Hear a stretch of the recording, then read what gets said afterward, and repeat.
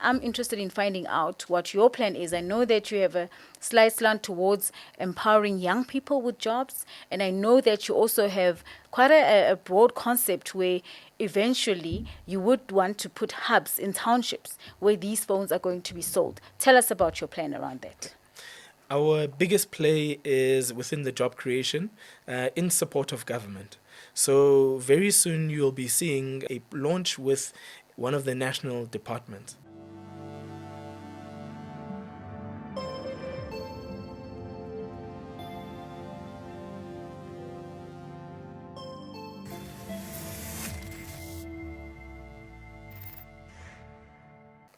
Hello and welcome to ITWeb TV. My name is Sibahle Malinga, and I'm joined in studio this afternoon by Mr. Manelisi Bam, who is the CEO and founder of Bam Telecoms.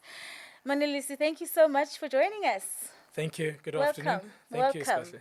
Well, perhaps a great place to start would be tell us about what inspired the establishment of Bam Telecoms and what is really your vision around this company. I come from a telco background and also being a management consultant across the world. I had worked for a network operator before COVID until I left to pursue my dream of starting this. As a young boy, I always wanted to create some innovation and leave a legacy in terms of because of the family. The Bam family has done amazing strides within business, and I wanted to do the same.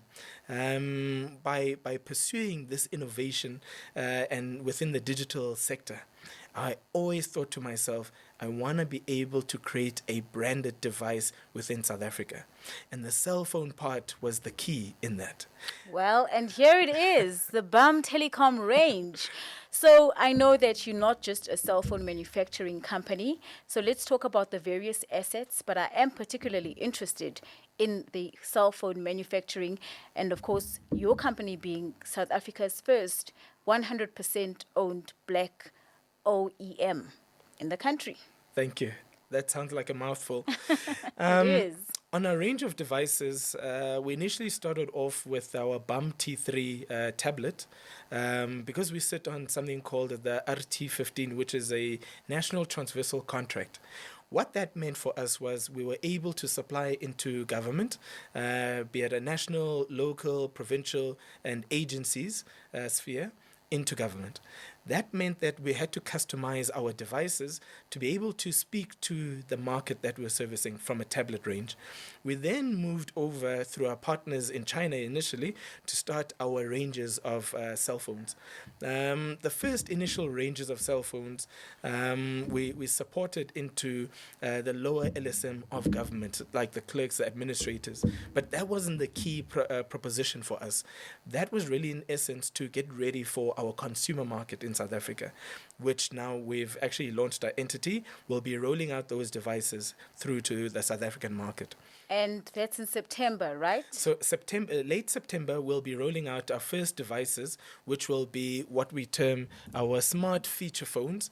Now, if you can think of a feature phone, you know, the Department of Communications and Digital Technologies is getting rid of all 2G, 3G devices for a number of reasons.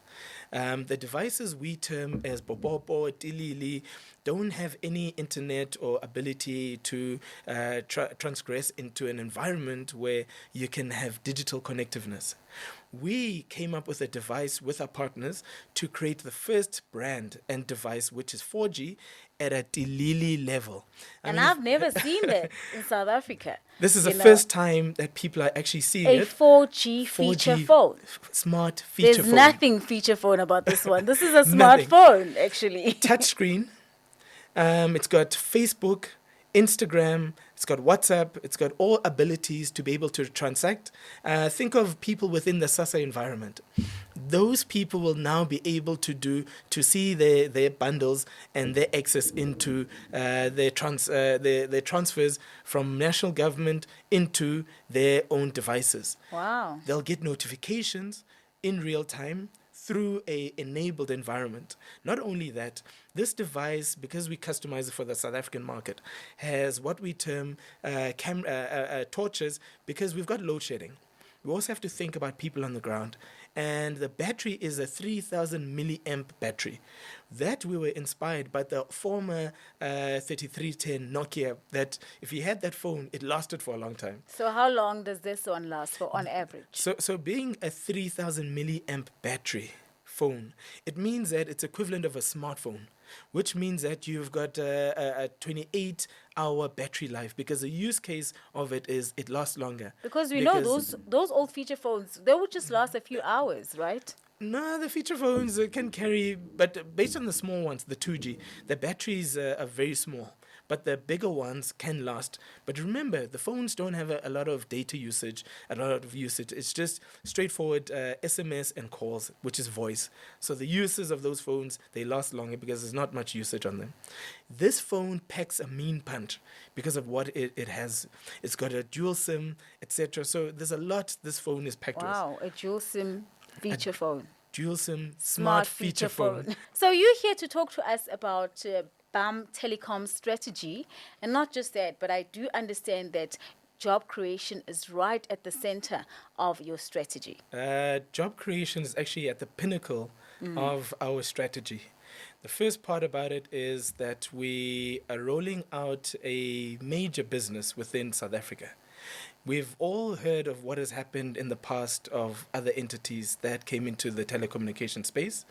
We've decided and started to look at a strategy that enforces unemployment to employment, supporting localization and digitization all in one. What that speaks to is a number of things. The first part is by employing most of the people that had initially been let off because of the business rescues and the businesses going down within this space. I mean, I won't mention the names of those entities, but they were the premier companies that we all were supporting, wanting them to foster creation of jobs, etc. Most of those people now are currently sitting in limbo and sitting at home. They're coming from rural environments and townships. We've decided that with the partnerships that we have within those environments, the factories, etc., we will take those people, put them into jobs again. Now, what that speaks to is the highly efficient staff that have been trained internationally and locally within SMT lines and within the assembly line of manufacturing.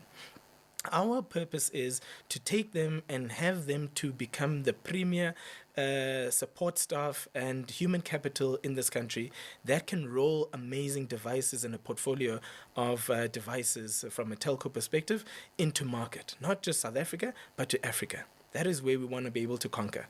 You know, our strategy is to look at also bringing in amazing locally made devices that speak to Africans and South Africans through customization. But we'll talk about that customization. Absolutely amazing. So you mentioned earlier on about all other previous players who have, established themselves, not necessarily get to a point of establishment, but who had actually had similar plans as you do.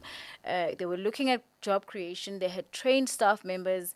They had marathons as one of those. They had factories. They were looking to start assembling as well as manufacturing locally made devices. But unfortunately, that so many of us were actually anticipating that good news South African story, but we did not get to that part. So what makes Bam Telecoms different?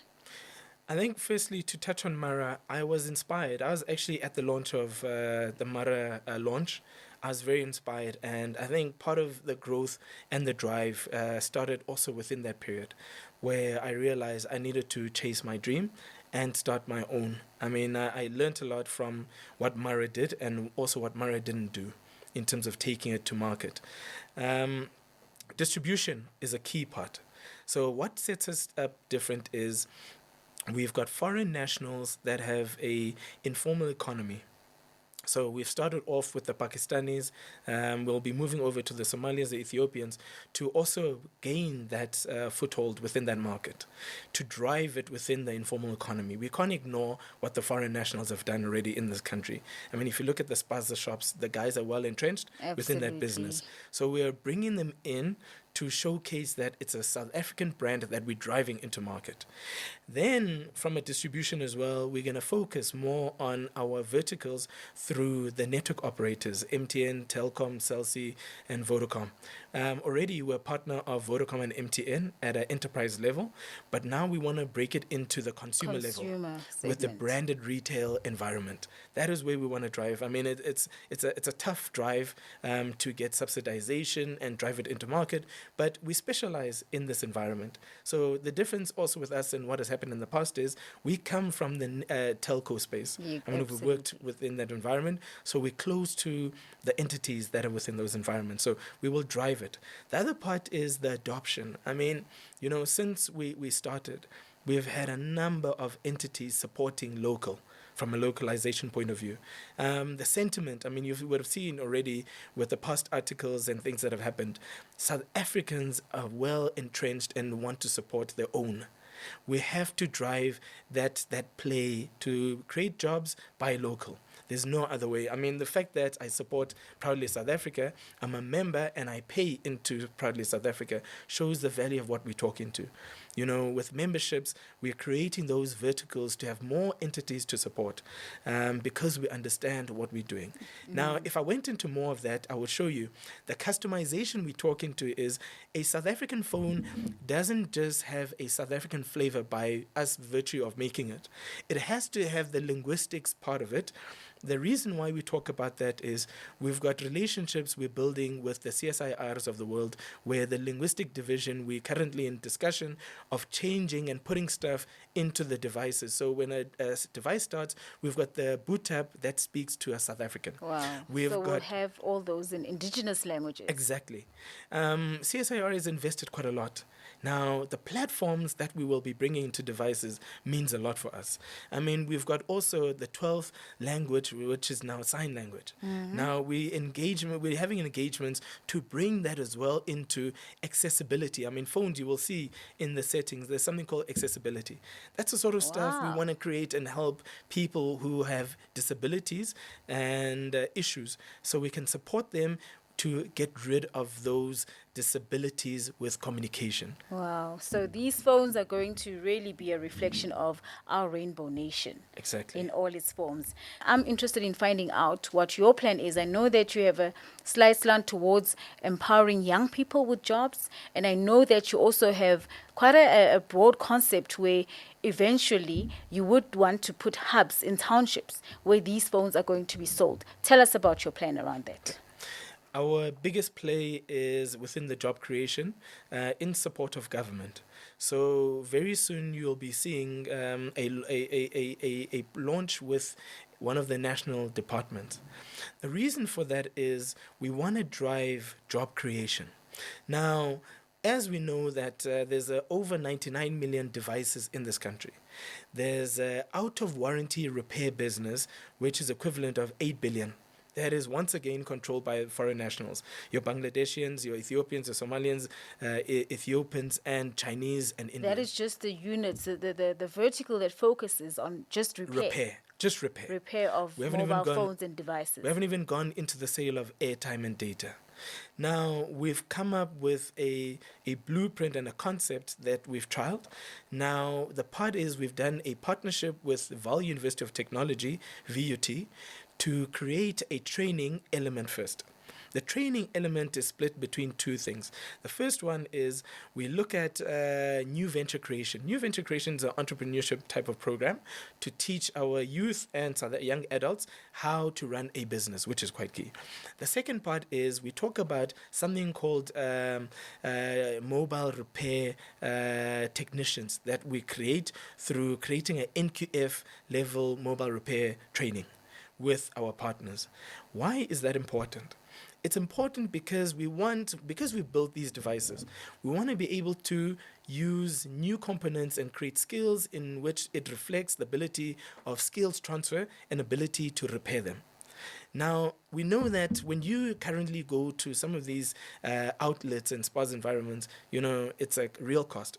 That it's expensive just to fix your LCD screen and all of that. But we know that if you bring the devices, the components into the country, and we start manufacturing some of them within the country, it will change the paradigm of what is happening. So that shift will speak to the whole mobile repair process, which is massive. We're looking at putting out 1,700 containers. Once we've trained the youth, we'll put them into cooperatives. So within an environment of a container, you'll have 4 youth that are running that business. Now, the key part about that is amazing, it's beautiful, because why is that? That's massive. You've got a repair function that is there, and also a function where we use our own licenses because of what we have with the network operators, the MTNs and the Vodacoms. We can start to sell airtime and data to the consumers around those environments. So that container doesn't only service just a repair function, it services what people are doing within that container. But it even goes further than that. We're putting in what we term photocopy machines that now can do a scanning ability copies for our people. Now we start to train people also how to do CVs. So it's a multi-use hub that we put in the environment. It's not just a normal container. It's just not a normal container. Think of someone that lives... multifaceted business hub. Really. Exactly. Someone who lives in Khalashiwe in Kimberley can now, instead of going into town or into urban environment, they can go into their own hub. They can now have their devices utilized and fixed, etc. They can have multi-services to send CVs and send a number of things that they can do for jobs, etc. So this hub is going to start creating new SMEs and new people to start creating new innovation. I mean, we'll start seeing things of robotics and coding. We'll start seeing areas... I'm even thinking of placing laptops and computers in those hubs eventually. But I can see somebody out there, typical cynicist who thinks, oh, well, why do I have to buy this phone? What will really separate these phones? Why should I support Bam Telecoms? What really does distinguish these phones from what is available out there? Are they even going to last? Just as a parting shot, what is your response to, the negative naysayers out there? The same negative naysayers are the same people who all cry about so much money leaving our country. For electronics, we have 425 billion that leaves our country, be it from screens that we actually make to the phones, the laptops, the devices. None of these are manufactured within this country. That's 425 billion. There are a number of jobs we could be creating within this country that we are not creating. I'm saying to the naysayers, the time of sitting behind a phone and being able to tweet and without doing anything, I am there today to say I am making a difference with the devices. Support local. Support local. Once again, proudly SA's motto is buy local, create jobs. That is the key of what we need to do for this country. And it's not only for the country. I mean, we see we're part of BRICS. I mean, we're talking about a transference of South African products that will move over into Africa.